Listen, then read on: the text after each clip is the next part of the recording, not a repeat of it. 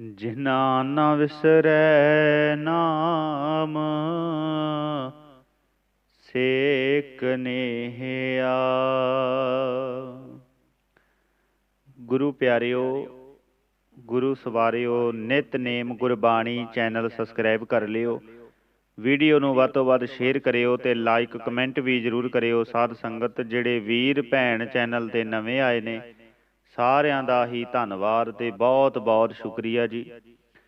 ਗੁਰਮੁਖ ਪਿਆਰਿਓ, ਆਪਾਂ ਜਿਹੜੀ ਬੇਨਤੀ ਨੂੰ ਅੱਜ ਸਮਝਣਾ ਹੈ, ਚਮਕੌਰ ਦੀ ਗੜੀ ਅਸਲ ਦੇ ਵਿੱਚ ਇੱਥੇ ਕੀ ਹੋਇਆ ਤੇ ਸਤਿਗੁਰੂ ਇੱਥੋਂ ਕਿਵੇਂ ਗਏ, ਤੇ ਆਪਾਂ ਬੇਨਤੀਆਂ ਨੂੰ ਆਰੰਭ ਕਰੀਏ। ਫਤਿਹ ਬੁਲਾਓ, ਆਖੋ ਜੀ ਵਾਹਿਗੁਰੂ ਜੀ ਕਾ ਖਾਲਸਾ, ਵਾਹਿਗੁਰੂ ਜੀ ਕੀ ਫਤਿਹ। ਗੁਰਮੁਖ ਪਿਆਰਿਓ, ਹੁਣ ਚਮਕੌਰ ਦੀ ਗੜੀ ਦਾ ਜਿਹੜਾ ਇਤਿਹਾਸ ਹੈ, ਕਿਰਪਾ ਕਰਕੇ ਥੋੜ੍ਹਾ ਜਿਹਾ ਤਵੱਜੋ ਦੇ ਕੇ ਸੁਣਿਓ।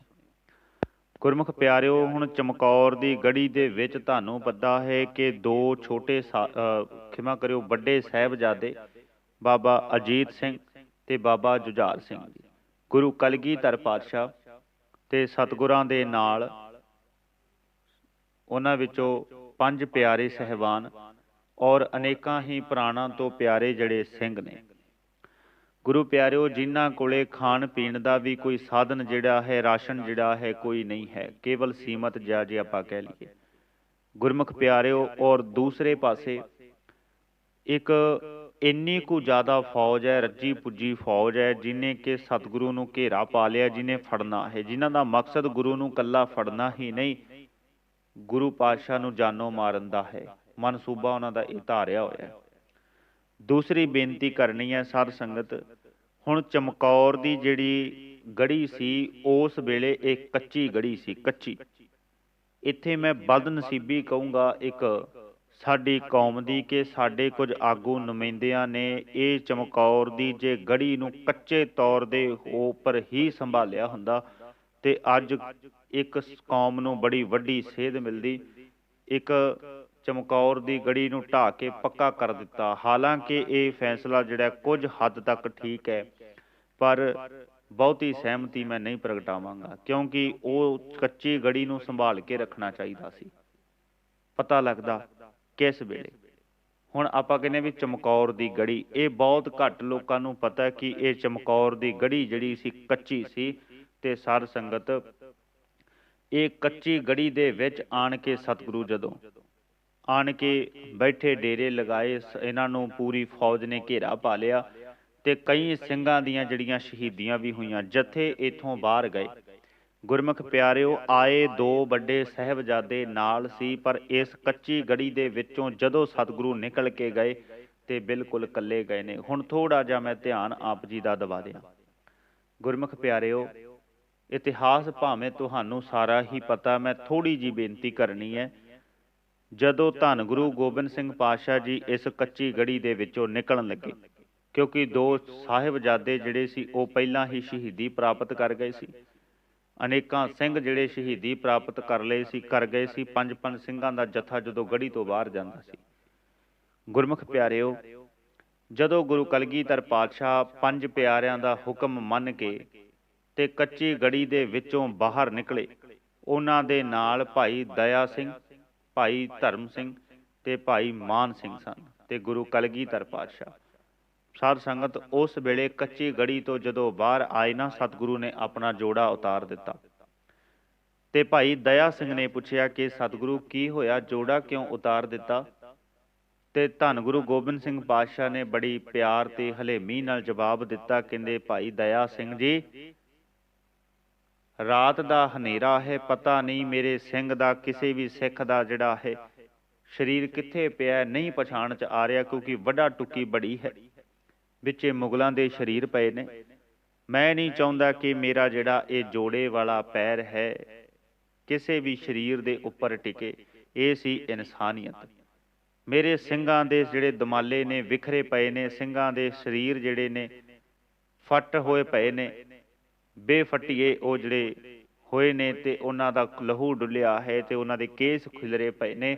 ਮੈਂ ਨਹੀਂ ਚਾਹੁੰਦਾ ਕਿ ਮੇਰਾ ਜਿਹੜਾ ਇਹ ਪੈਰ ਹੈ ਜੋੜੇ ਸਮੇਤ ਉਹਨਾਂ ਸਿੰਘਾਂ ਦੇ ਕੇਸਾਂ ਤੇ ਦੁਮਾਲਿਆਂ ਦੇ ਉੱਪਰ ਧਰਿਆ ਜਾਏ, ਇਸ ਕਰਕੇ ਇੱਥੋਂ ਨੰਗੇ ਪੈਰੀ ਹੀ ਜਾਵਾਂਗੇ।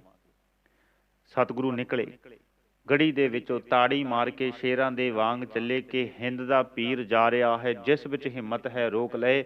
ਪਰ ਮੈਂ ਬੇਨਤੀ ਕਰੂੰਗਾ ਕਿ ਸਾਰੇ ਹੀ ਉਸ ਵੇਲੇ ਅੰਨੇ ਹੋ ਗਏ, ਕਿਸੇ ਨੂੰ ਕੁਝ ਨਹੀਂ ਦੱਸਿਆ ਕਿ ਸਤਿਗੁਰੂ ਕਿੱਧਰ ਗਏ, ਕਿਵੇਂ ਗਏ। ਸਾਰਿਆਂ ਨੂੰ ਲੱਗਾ ਵੀ ਹਨੇਰੀ ਤੂਫਾਨ ਆਇਆ ਬੜਾ ਭਾਰਾ, ਕਿਸੇ ਨੂੰ ਸ਼ੱਕ ਵੀ ਨਹੀਂ ਹੋਇਆ। ਸਾਧ ਸੰਗਤ, ਧੰਨ ਗੁਰੂ ਗੋਬਿੰਦ ਸਿੰਘ ਪਾਤਸ਼ਾਹ ਜੀ ਕੱਚੀ ਗੜੀ ਵਿੱਚੋਂ ਨਿਕਲਦੇ ਨੇ ਤਾੜੀ ਮਾਰਨ ਤੋਂ ਬਾਅਦ, ਤੇ ਭਾਈ ਦਇਆ ਸਿੰਘ ਜੀ ਤੇ ਭਾਈ ਮਾਨ ਸਿੰਘ ਤੇ ਬਾਬਾ ਧਰਮ ਸਿੰਘ ਜੀ ਪੁੱਛਦੇ ਨੇ ਕਿ ਸਤਿਗੁਰੂ ਤੁਹਾਡਾ ਜੇ ਹੁਕਮ ਹੋਵੇ ਤੇ ਇਹਨਾਂ ਸਾਹਿਬਜ਼ਾਦਿਆਂ ਦੇ ਜਿਹੜੇ ਸਰੀਰ ਪਏ ਨੇ, ਬਾਬਾ ਅਜੀਤ ਸਿੰਘ ਜੀ ਤੇ ਬਾਬਾ ਜੁਝਾਰ ਸਿੰਘ ਜੀ, ਤੁਹਾਡਾ ਹੁਕਮ ਹੋਵੇ ਤੇ ਇਹਨਾਂ ਦੇ ਸਰੀਰਾਂ ਤੇ ਕੱਪੜਾ ਦੇ ਦਈਏ। ਕਹਿੰਦੇ ਨਹੀਂ, ਸਤਿਗੁਰੂ ਨੇ ਮਨਾ ਕਰ ਦਿੱਤਾ। ਫਿਰ ਪੁੱਛਿਆ ਕਿ ਸਤਿਗੁਰੂ ਕਿਉਂ? ਸਤਿਗੁਰੂ ਕਹਿੰਦੇ ਨਹੀਂ, ਇਹਨਾਂ ਸਰੀਰਾਂ ਦੇ ਉੱਪਰ ਤੁਸੀਂ ਕੱਪੜਾ ਦੇ ਦਿਓਗੇ, ਕੱਲ ਨੂੰ ਲੋਕ ਕਹਿਣਗੇ, ਇਤਿਹਾਸ ਕਹੇਗਾ ਕਿ ਸਤਿਗੁਰੂ ਨੇ ਆਪਣੇ ਪੁੱਤਰਾਂ ਦੇ ਸਰੀਰਾਂ ਨੂੰ ਸੰਭਾਲ ਲਿਆ ਪਰ ਆਪਣੇ ਸਿੱਖਾਂ ਦੀ ਕਦਰ ਨਹੀਂ ਕੀਤੀ। ਕਹਿੰਦੇ ਨਹੀਂ, ਜੇ ਇਹ ਮੇਰੇ ਦੋ ਸਾਹਿਬਜ਼ਾਦੇ ਨੇ ਜਿਹੜੇ ਆ ਜੰਗ ਵਿੱਚ ਬਿਖਰੇ ਪਏ ਨੇ, ਜਿਨ੍ਹਾਂ ਦੇ ਸਰੀਰ ਫੱਟ ਹੋ ਕੇ ਢੇਰੀ ਨੇ, ਇਹ ਵੀ ਤੇ ਮੇਰੇ ਪੁੱਤਰ ਨੇ। ਕਹਿੰਦੇ ਨਹੀਂ, ਜਦੋਂ ਇਹਨਾਂ ਦੇ ਸਰੀਰਾਂ ਤੇ ਕੋਈ ਕਫਨ ਨਹੀਂ ਹੈ, ਮੈਂ ਆਪਣੇ ਪੁੱਤਰਾਂ ਤੇ ਵੀ ਨਹੀਂ ਦੇਣਾ। ਤੇ ਸਤਿਗੁਰੂ ਦੀ ਗੱਲ ਸੁਣ ਕੇ ਬੜੇ ਭਾਵੁਕ ਹੋਏ, ਸਤਿਗੁਰੂ ਦੇ ਨਾਲ ਚੱਲੇ। ਤੇ ਇਧਰੋਂ ਮੇਰੇ ਸਤਿਗੁਰੂ ਕੱਲੇ ਗੜੀ ਵਿੱਚੋਂ ਨਿਕਲ ਕੇ ਹੋਰ ਦਿਸ਼ਾ ਵੱਲ ਹੋ ਜਾਂਦੇ ਨੇ, ਉਹ ਹੋਰ ਦਿਸ਼ਾ ਵੱਲ ਦੁਸ਼ਮਣ ਨੂੰ ਚਕਮਾ ਦੇਣ ਦੇ ਲਈ। ਪਰ ਅਖੀਰ ਇੱਥੇ ਹੁਣ ਬੇਨਤੀ ਕਰਨੀ ਹੈ, ਮਾਛੀਵਾੜੇ ਦੇ ਜੰਗਲਾਂ ਦੇ ਵਿੱਚ ਸਤਿਗੁਰੂ ਲੰਘਦੇ ਹੋਏ ਧੰਨ ਗੁਰੂ ਕਲਗੀਧਰ ਪਾਤਸ਼ਾਹ, ਜਿਨ੍ਹਾਂ ਦੇ ਪੈਰਾਂ ਵਿੱਚ ਜੋੜਾ ਕੋਈ ਨਹੀਂ, ਜਿਨ੍ਹਾਂ ਦੇ ਸਰੀਰ ਤੇ ਜਿਹੜਾ ਜਾਮਾ ਪਹਿਨਿਆ ਉਹ ਜਾਮਾ ਵੀ ਝਾੜੀਆਂ ਵੱਜ ਕੇ ਫਟ ਗਿਆ, ਲੀਰੋ ਲੀਰ ਹੋ ਗਿਆ। ਤੇ ਸਤਿਗੁਰੂ ਟਿੰਡ ਦਾ ਸਰਾਹਾਣਾ ਲਾ ਕੇ ਮਾਛੀਵਾੜੇ ਦੇ ਜੰਗਲਾਂ ਵਿੱਚ ਆਣ ਕੇ ਬੈਠ ਗਏ ਨੇ। ਗੁਰਮੁਖ ਪਿਆਰਿਓ, ਉੱਥੇ ਵੀ ਮੇਰੇ ਸਤਿਗੁਰੂ ਨੇ ਗੁਰੂ ਨੂੰ ਉਲਾਂਭਾ ਨਹੀਂ ਦਿੱਤਾ, ਮੇਰੇ ਸਤਿਗੁਰੂ ਨੇ ਗੁਰੂ ਨੂੰ ਉਲਾਂਭਾ ਨਹੀਂ ਦਿੱਤਾ, ਮੇਰੇ ਸਤਿਗੁਰੂ ਨੇ ਉੱਥੇ ਵੀ ਸ਼ੁਕਰਾਨਾ ਹੀ ਕੀਤਾ। ਮਿੱਤਰ ਪਿਆਰੇ ਨੂੰ ਹਾਲ ਮੁਰੀਦਾਂ ਦਾ ਕਹਿਣਾ, ਦੇਖੋ ਤੁਧ ਬਿਨ ਰੋਗ ਰਜਾਈਆਂ ਦਾ ਓਡਨ, ਨਾਗ ਨਿਵਾਸਾਂ ਦੇ ਸੈਣਾ। ਮੇਰੇ ਪਾਤਸ਼ਾਹ ਨੇ ਕਿੰਨੀ ਵੱਡੀ ਕੁਰਬਾਨੀ ਦਿੱਤੀ, ਬਾਜਾਂ ਵਾਲਾ ਮਾਹੀ। ਹਾਲਾਂਕਿ ਇਹ ਲੋਕ ਗੀਤ ਵੀ ਬਣ ਗਏ, ਪਰ ਸਤਿਗੁਰੂ ਨੂੰ ਬੜੇ ਪਿਆਰ ਦੇ ਨਾਲ, ਸਹਿਜ ਦੇ ਨਾਲ ਜੇ ਇਤਿਹਾਸ ਪੜ੍ਹੀਏ ਤੇ ਬੜੀ ਵੱਡੀ ਮਿਸਾਲ ਮਿਲਦੀ ਹੈ। ਹੁਣ ਚਮਕੌਰ ਦੀ ਕੱਚੀ ਗੜੀ ਦੇ ਜਦੋਂ ਸਤਿਗੁਰੂ ਨਿਕਲ ਆਏ ਤੇ ਇਹਨਾਂ ਨੇ ਹਮਲਾ ਕੀਤਾ, ਕੱਚੀ ਗੜੀ ਨੂੰ ਸਰ ਕਰ ਲਿਆ, ਪਾਰ ਕਰ ਲਿਆ। ਵਿੱਚ ਜਾ ਕੇ ਜਿੰਨੇ ਵੀ ਗਿਣਤੀ ਦੇ ਸਿੰਘ ਸੀ ਉਹਨਾਂ ਨੂੰ ਇਹਨਾਂ ਨੇ ਸ਼ਹੀਦ ਕਰ ਦਿੱਤਾ। ਤੇ ਜਿਸ ਸਿੱਖ ਨੂੰ ਗੁਰੂ ਕਲਗੀਧਰ ਪਾਤਸ਼ਾਹ ਕਲਗੀ ਤੋੜਾ ਦੇ ਕੇ ਆਏ ਸੀ, ਬਾਬਾ ਸੰਗਤ ਸਿੰਘ ਜੀ, ਉਹਨਾਂ ਦਾ ਜਿਹੜਾ ਚਿਹਰਾ ਸੀ ਗੁਰੂ ਪਾਤਸ਼ਾਹ ਨਾਲ ਮਿਲਦਾ ਜੁਲਦਾ ਸੀ, ਉਹਦਾ ਸੀਸ ਕਲਮ ਕਰਕੇ ਵਜ਼ੀਰ ਖਾਨ ਕੋਲ ਲੈ ਗਏ। ਹੁਣ ਦੇਖੋ ਕੱਚੀ ਗੜੀ ਨੂੰ ਸੁੰਨਿਆ ਛੱਡ ਗਏ। ਤੇ ਇਸ ਤੋਂ ਬਾਅਦ ਜਿਹੜਾ ਹੈ ਬੀਬੀ ਸ਼ਰਨ ਕੌਰ, ਜਿਹਦਾ ਇਤਿਹਾਸ ਵਿੱਚ ਕਵੀ ਸੰਤੋਖ ਸਿੰਘ ਨੇ ਜ਼ਿਕਰ ਕੀਤਾ, ਕਈ ਵਿਦਵਾਨਾਂ ਨੇ ਨਹੀਂ ਕੀਤਾ। ਬੀਬੀ ਸ਼ਰਨ ਕੌਰ ਆਉਂਦੀ ਹੈ, ਉਹਨੇ ਵੇਖਿਆ ਕਿ ਸਿੰਘਾਂ ਦੇ ਜਿਹੜੇ ਸਰੀਰ ਸੀ ਉੱਥੇ ਹੀ ਪਏ ਨੇ, ਕਿ ਜਿਹੜੇ ਮੁਗਲ ਸਿਪਾਹੀ ਸੀ ਆਪੋ ਆਪਣੇ ਸਿਪਾਹੀਆਂ ਦੀਆਂ ਲਾਸ਼ਾਂ ਨੂੰ ਚੁੱਕ ਕੇ ਲੈ ਗਏ ਨੇ। ਗੁਰੂ ਕੇ ਸਿੰਘਾਂ ਦੀ ਜਿਹੜੀ ਸਰੀਰਾਂ ਦੀ ਮਿੱਟੀ ਪਲੀਤ ਹੁੰਦੀ ਪਈ ਹੈ। ਗੁਰਮੁਖ ਪਿਆਰਿਓ, ਉਸ ਬੱਚੀ ਨੇ ਬੜਾ ਉਪਰਾਲਾ ਕੀਤਾ। ਉਸ ਲੜਕੀ ਨੇ ਲੱਕੜਾਂ ਵੱਢੀਆਂ ਤੇ ਸਰੀਰਾਂ ਨੂੰ ਵਿੱਚ ਧਰਿਆ ਤੇ ਅਗਨ ਭੇਟ ਕਰ ਦਿੱਤਾ। ਤੇ ਜਦੋਂ ਮੁਗਲਾਂ ਨੂੰ ਪਤਾ ਲੱਗਿਆ ਕਿ ਲਾਟਾਂ ਨਿਕਲਣ ਲੱਗ ਪਈਆਂ, ਅੱਗ ਮਚ ਰਹੀ ਹੈ, ਸ਼ਾਇਦ ਕੋਈ ਉਹਨਾਂ ਸਰੀਰਾਂ ਦਾ ਸੰਸਕਾਰ ਕਰ ਰਿਹਾ, ਜਦੋਂ ਆ ਕੇ ਵੇਖਿਆ ਤੇ ਉਸ ਲੜਕੀ ਨੂੰ, ਬੀਬੀ ਸ਼ਰਨ ਕੌਰ ਨੂੰ ਚੁੱਕ ਕੇ ਜਿਉਂਦਾ ਹੀ ਇਹਨਾਂ ਨੇ ਉਸ ਬਲਦੀ ਅੱਗ ਦੇ ਵਿੱਚ ਸੁੱਟ ਦਿੱਤਾ। ਦੇਖੋ ਬੀਬੀ ਸ਼ਰਨ ਕੌਰ ਦੀ ਜਿਹੜੀ ਕੁਰਬਾਨੀ ਹੈ ਉਹ ਵੀ ਬੜੀ ਵੱਡੀ ਹੈ। ਇੰਨੀ ਵੱਡੀ ਸੇਵਾ ਨਿਭਾਈ ਉਸ ਬੱਚੀ ਨੇ, ਇੰਨੀ ਵੱਡੀ ਉਹਨੇ ਸੇਵਾ ਨਿਭਾਈ। ਸਤਿਗੁਰੂ ਦੇ ਗੁਰਸਿੱਖਾਂ ਦਾ ਜਿਹੜਾ ਸਰੀਰ ਸੀ, ਉਹਨਾਂ ਸਿੰਘਾਂ ਦੇ ਜਿਹੜੇ ਸਰੀਰ ਸੀ, ਉਹਨਾਂ ਦਾ ਸੰਸਕਾਰ ਕੀਤਾ। ਇਤਿਹਾਸ ਹਮੇਸ਼ਾ ਹੀ ਰਿਣੀ ਰਹੇਗਾ ਉਸ ਬੀਬੀ ਸ਼ਰਨ ਕੌਰ ਦਾ।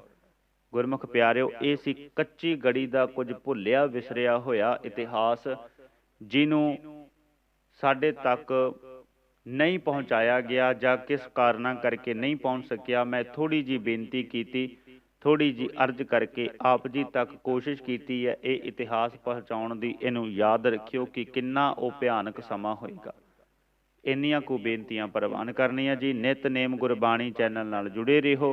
बुलाओ फतेह आखो जी। वाहिगुरु जी का खालसा वाहिगुरु जी की फतेह।